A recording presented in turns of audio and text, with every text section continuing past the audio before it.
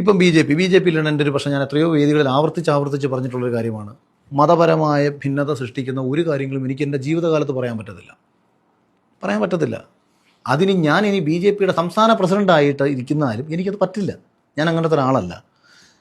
കോൺഗ്രസിനെ സംബന്ധിച്ച് എനിക്ക് ഒരു പ്രശ്നവുമില്ല. ആ രാഷ്ട്രീയ പാർട്ടിയുടെ രാഷ്ട്രീയ കാഴ്ചപ്പാടുകളോട് ചേർന്ന് നിൽക്കാൻ എനിക്ക് യാതൊരു പ്രശ്നങ്ങളുമില്ല. നേതാക്കന്മാരുമായിട്ടെല്ലാം വളരെ നല്ല വ്യക്തിബന്ധമുള്ള ഒരാളുമാണ് ഞാൻ.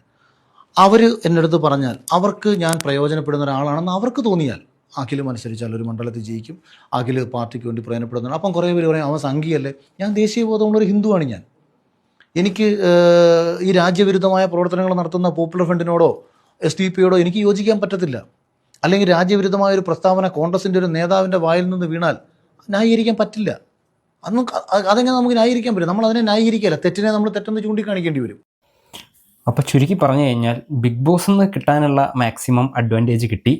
അത് ടൈറ്റിൽ വിൻ ചെയ്തിട്ടുള്ള ഏതൊരാൾക്ക് കിട്ടാവുന്നതിനേക്കാൾ കൂടുതലും മൈലേജും പൈസയും ഒക്കെ ബിഗ് ബോസിൽ നിന്ന് കിട്ടിയിട്ടുള്ള ഒരാളാണ്. അതിലെ ദൗത്യം ഏകദേശം കംപ്ലീറ്റായി.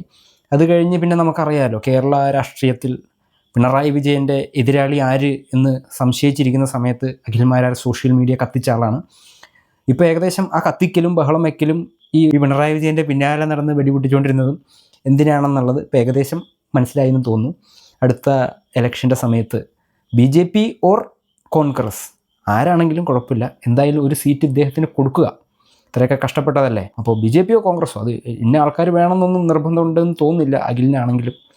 അപ്പോൾ പിന്നെ അദ്ദേഹത്തിൻ്റെ ആ ഒരു ആഗ്രഹം കൂടി കേരളത്തിലെ എല്ലാവരും കൂടി അങ്ങ് നടത്തി കൊടുക്കുക.